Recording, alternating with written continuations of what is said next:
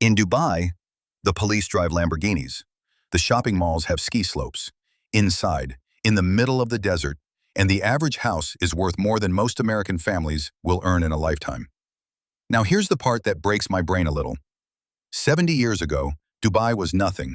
Empty sand, a few fishing boats, no skyscrapers, no money, nothing. So how did a worthless patch of desert turn into a $400 billion machine in less than one human lifetime? You're probably thinking the same thing everyone thinks. Oil, right? That's the answer everyone gives. And it's wrong. Almost completely wrong. Dubai has barely any oil. Barely any. And yet, somehow, it became one of the richest cities on Earth. The real reason is so insane it actually shouldn't have worked. And once you see it, you can't unsee it. Let's start at the beginning.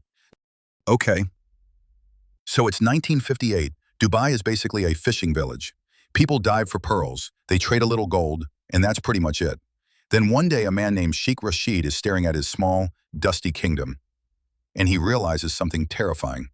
The oil is running out. Not in 50 years, not in 20, soon. Now if you look next door at Abu Dhabi, they're cousins. They're sitting on an ocean of oil. Like 96% of all UAE oil is over there. Dubai, around 4%, almost nothing. So Sheikh Rashid has a choice. He can spend his last drops of oil money on palaces and parties, or he can bet absolutely everything on a crazy idea. And the idea was this: what if Dubai wasn't a country, but a business? A business with no taxes, no questions asked, just one mission: become the place where the whole world wants to do business. Most of his advisors thought he was insane. Honestly, looking at the math, they had a point. But Sheikh Rashid did something nobody expected. He started digging. Here's what most people miss about Dubai. Look at a map.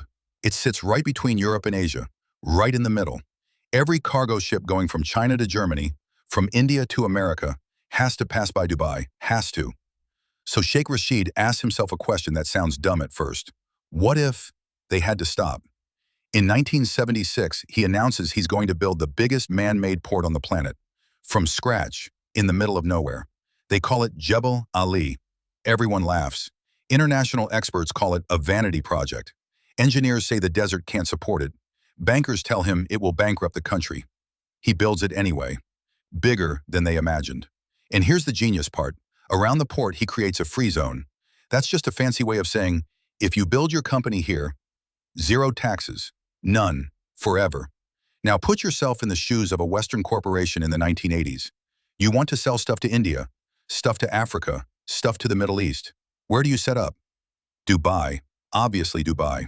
Within 10 years, thousands of companies move in. The port that everybody said was insane becomes the busiest in the entire region. And the laughing stopped. But the port was just the beginning. By the late 80s, Sheikh Rashid is gone. His son, Sheikh Mohammed, takes over. And he doubles down. Hard. He looks at the port and thinks, this is great for boats. But what about planes? So in 1985, with just 2 leased planes, he launches Emirates Airline. Most countries laugh again. You can almost hear them. But Sheikh Mohammed isn't trying to make a normal airline. He's trying to do for the sky what his father did for the sea. Make Dubai the place where everyone has to stop. And the math is beautiful. Dubai is exactly an 8-hour flight from 2/3 of the world's population. 2/3. That's not luck. That's geography being weaponized. So Emirates buys the biggest planes on Earth, builds the most insane airport on Earth, and one day you wake up and realize you can't fly from Sydney to London or Tokyo to Sao Paulo without changing planes in Dubai. But the real magic isn't the airline. It's what happens when you land. Because Dubai had quietly become one of the only places in the world where a foreigner could buy a luxury apartment in their own name with almost zero taxes. In 2002, they made it official. Total freehold for foreigners. Stop and think about what that actually means. Every rich person in the world, Russians, Indians, Brits, Chinese, they all suddenly have a problem. Their own countries are unstable or taxed or watched. Where do they put their money? Dubai. Tax-free, private, sun, done. And the money started pouring in like a tsunami. Now here's where it gets really clever. And honestly, a little crazy. Dubai has all this empty desert, worthless sand, right? Wrong. Sheikh Mohammed looks at that sand and sees the most valuable thing on earth. empty space with no rules and unlimited imagination. So he starts building things that have never existed before. An island shaped like a palm tree, from scratch, in the sea. The tallest building in the world, the Burj Khalifa, higher than anything humans had ever built before. A 7-star hotel. They literally invented a new star rating because 6 wasn't enough. An indoor ski slope, in a country where it hits 50 degrees Celsius outside. And here's the trick. None of those things are really hotels, or buildings, or ski slopes.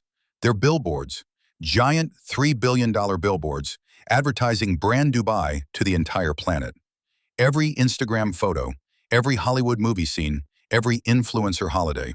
Free advertising, forever. And while the world is staring at the skyline, the real business is happening quietly underneath. Property sales, banking, trade, tourism, logistics. By 2023, oil was less than 1% of Dubai's economy. 1%. The thing that started it became almost irrelevant to keeping it going. The desert had won. So let's zoom out. Here's the real reason Dubai is worth $400 billion. It was never about oil. It was about something much smarter. Dubai realized something most countries still haven't figured out. In the modern world, you don't need to own the most resources. You need to own the most attention. A port that makes the world stop by, an airline that makes the world land there, a tax system that makes the world send its money there, and a skyline so famous that the whole planet markets the brand for free. None of that is luck. None of it is oil.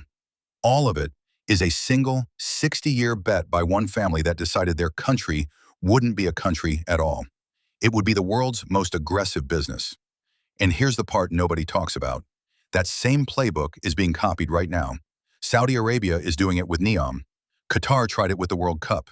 Even Egypt is building a new capital city from scratch. Dubai didn't just get rich.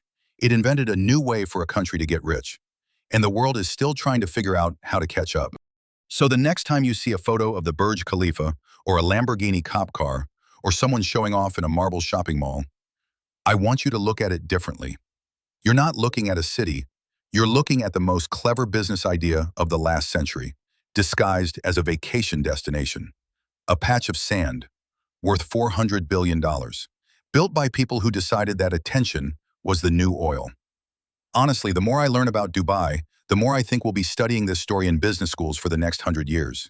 It really is that wild. If your brain feels a little rewired right now, good. That's the whole point of this channel. We dig into the strange, hidden corners of money, and we make them make sense for anybody.